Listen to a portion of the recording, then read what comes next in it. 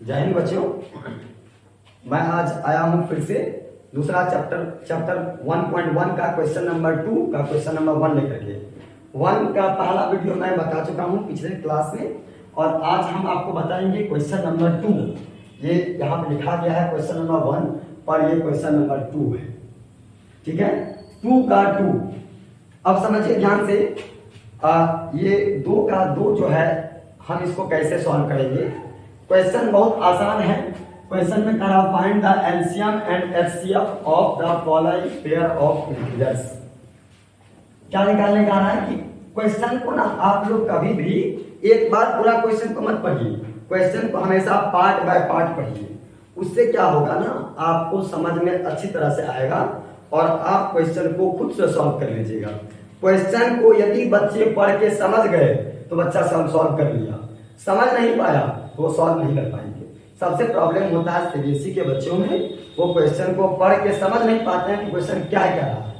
इसे मैं आपको बता रहा हूँ। और उसका प्रॉब्लम क्या है कि बच्चे क्वेश्चन को, इतना बड़ा क्वेश्चन है, एक ही बार पूरा क्वेश्चन पढ़ेगा, एक ही बार पूरा क्वेश्चन पढ़ेगा। और जब आप एक बार में पूरा कंप्लीट क्वेश्चन को पढ़िएगा आपको समझ में कुछ नहीं आएगा।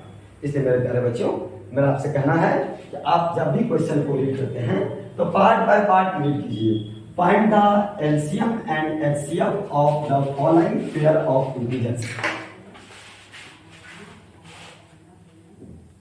प्रॉब्लम है,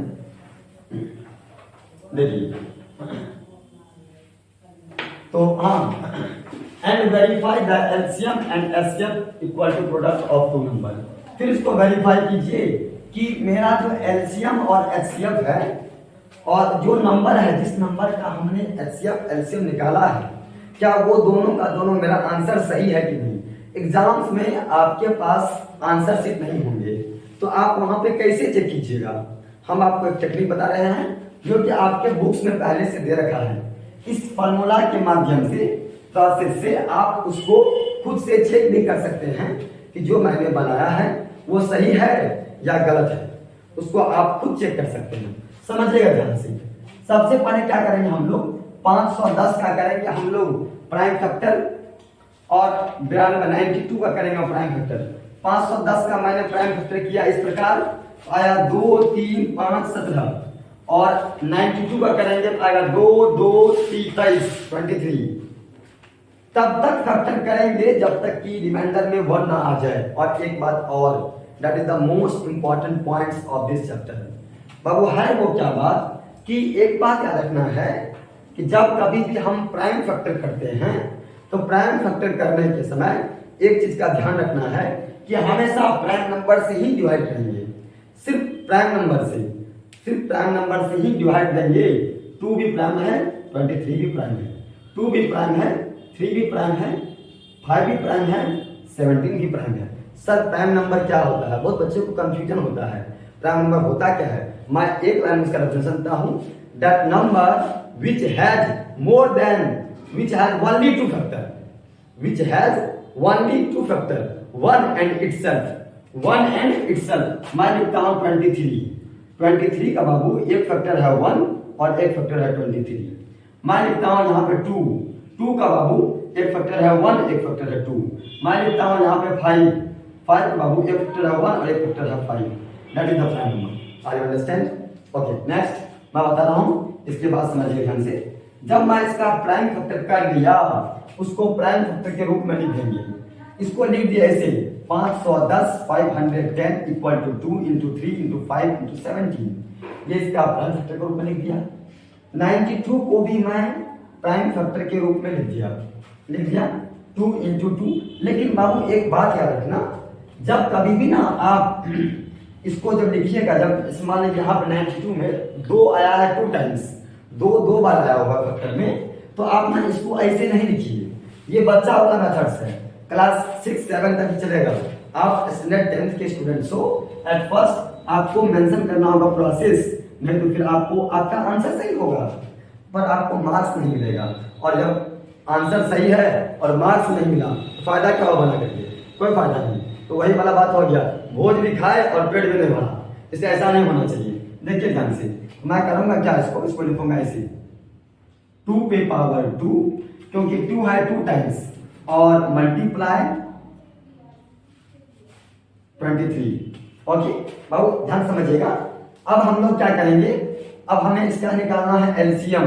तो हम आपको बताए थे पिछले क्लास में बाबू क्या, कि एलसीएम के लिए हम लोग क्या करते हैं, एलसीएम जब निकालने बोलेगा किसका, 510 और 92 का एलसीएम निकालने बोलेगा, तो हम लोग क्या करेंगे, हम लोग सबसे पहले एलसीएम के लिए प्रोसेस है कि इसका फुल फॉर्म होता है लॉगेस्ट कॉमन मल्टीपल, लेकिन हम पावर देखेंगे हमेशा हाईएस्ट कॉमन मल्टीपल।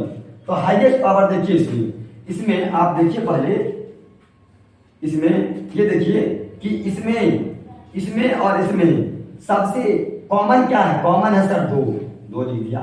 अच्छा 2 का मैक्सिमम पावर क्या है, मैक्सिमम पावर है यहाँ पे 1 और यहाँ पे है 2, यहाँ लिख दिए 2 लिख दिए। अच्छा यहाँ पे 3 कॉमन नहीं है, 5 कॉमन नहीं है, 17 कॉमन नहीं है, जो कॉमन नहीं है उसको भी लिखेंगे, जो है मैं उसको तो लिखा, जो कॉमन नहीं है उसको भी लिखेंगे। कैसे देखो लिखिए 3 मल्टीप्लाई 5 मल्टीप्लाई 17 मल्टीप्लाई 23। और बाबू जब आप इसको सबको मल्टीप्लाई करोगे तो आपका आंसर आएगा 23,460।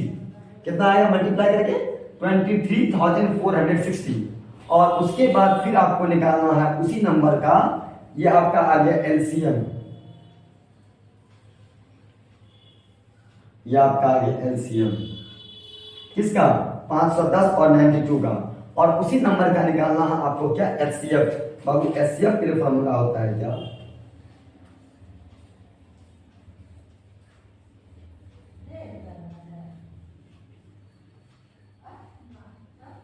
एचसीएफ का मतलब होता है बाबू कि हाईएस्ट कॉमन फैक्टर, और पावर देखेंगे सबसे लोवेस्ट कॉमन। इसमें समझिए ध्यान से, इसको समझना बाबू क्या है कि अब देखो पहले इन दोनों में कॉमन क्या है सर, कॉमन है 2, पहले लिख दो यहाँ 2, और कुछ कॉमन है 3 तो है नहीं, 5 तो है नहीं, 17 तो है नहीं। जब कॉमन कुछ नहीं है तो बाबू इसमें और क्या, यहाँ पे 2 पे पावर 2 है, यहाँ पे 2 पावर 1 है, कुछ नहीं है पावर तो 1 है। ठीक है, तो हम लोग क्या करेंगे एचसीएफ में बाबू, हाँ एचसीएफ का मतलब होता है हाईएस्ट कॉमन फैक्टर, नाम है हाईएस्ट कॉमन फैक्टर। पावर देखेंगे लोवेस्ट, पावर क्या देखेंगे, पावर देखेंगे लोवेस्ट, तो लोवेस्ट पावर क्या है 1, इसका पावर हो गया 1, यानी कि आंसर हो गया क्या इसका 2। ये हो गया आपका एचसीएफ, ये हो गया इसका एचसीएफ, याद रखना हमेशा। हाँ लेकिन एचसीएफ में बहुत बच्चे के मन में हो रहा होगा सर ये 3, 5, 17, 23 को क्यों नहीं लिखे, बाबू ये एचसीएफ है, एचसीएफ में आप हमको क्या करना, कॉमन जो होगा वही लिखेंगे, और जो फैक्टर होगा तो ये सब इसका फैक्टर नहीं है, पर हम एलसीएम में मल्टीपल चाहिए था, हमको हमें मल्टीपल चाहिए था, इसलिए मैंने इन सभी को लिखा, जो कॉमन है उसको तो लिखा ही लिखा, पर जो कॉमन नहीं है उसको भी लिखा, ये था मेरा। अब हमें क्या करना है, इसको करना है वेरीफाई। अब क्या करना है, अब हमें इसे करना वेरीफाई, क्या ये मेरा आंसर सही है कि गलत। तो मेरा फॉर्मूला क्या है बाबू, अब देखिए ध्यान से, मैं आपको यहाँ बता रहा हूँ कैसे इसको वेरीफाई करते हैं, दिख रहा होगा सबको क्लियर, देखिए ध्यान से। फॉर्मूला मेरा है बाबू क्या, first number multiply second number equal to L C M A B, A first हो गया बी सेकेंड हो गया, into H C F A B, A first हो गया बी सेकेंड हो गया, कोई दिक्कत नहीं बाबू। अब समझिए फर्स्ट नंबर मेरा क्या था 510, सेकेंड नंबर क्या है 92, एलसीएम मेरा कितना आया सर, एलसीएम आया है बाबू, हाँ 2 3 4 6 0, एलसीएम मेरा कितना आया 2 कर दिए। अब इसको मल्टीप्लाई कर लो तो क्या हो जाएगा, यहाँ पे 0 6 12,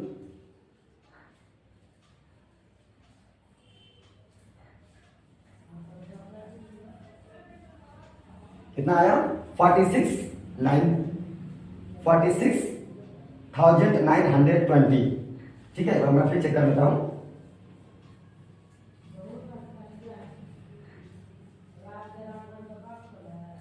ठीक है, वेरी गुड। अब इसको भी आप मल्टीप्लाई करोगे, इसका भी आंसर वही होगा। तो ये मैंने इस क्वेश्चन को कर दिया वेरीफाई, मैंने इस क्वेश्चन को वेरीफाई, और लास्ट लिखे क्या, वेरीफाई।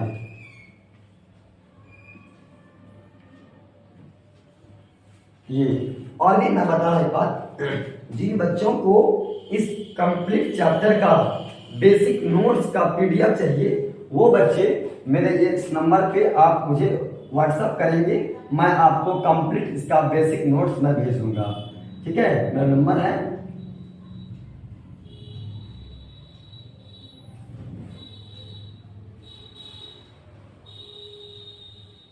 ये मेरा, इस नंबर के माध्यम से मैं आपको कंप्लीट बेसिक नोट्स इस नंबर के माध्यम से मैं आपको भेज दूंगा। इस चैप्टर का क्लास 10 सीबीएसई बोर्ड का पूरा क्या क्या पूछेगा, और मैं आपको बता रहा हूं इस चैप्टर का जो मैं आपको नोट्स भेजूंगा, इस नोट्स से एक भी क्वेश्चन बाहर नहीं आएगा, इसका 100% गारंटी है।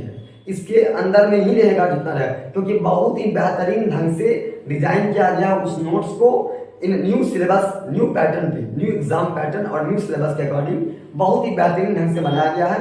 प्यारे बच्चों, आप उस नोट्स को यदि लेंगे, परचेज करेंगे, लेंगे, मैं आपको फ्री ऑफ कॉस्ट भेज दूंगा। इस पे आप लेने के बाद उसको पढ़िएगा, फिर आप चैप्टर्स को बनाइएगा, आपको लगेगा सारा प्रॉब्लम सॉल्व, कोई प्रॉब्लम नहीं, बहुत ही जबरदस्त है। थैंक यू, आज के लिए इतना धन्यवाद। फिर मैं नेक्स्ट वीडियो में मिलूंगा आपको नेक्स्ट क्वेश्चन के साथ। धन्यवाद।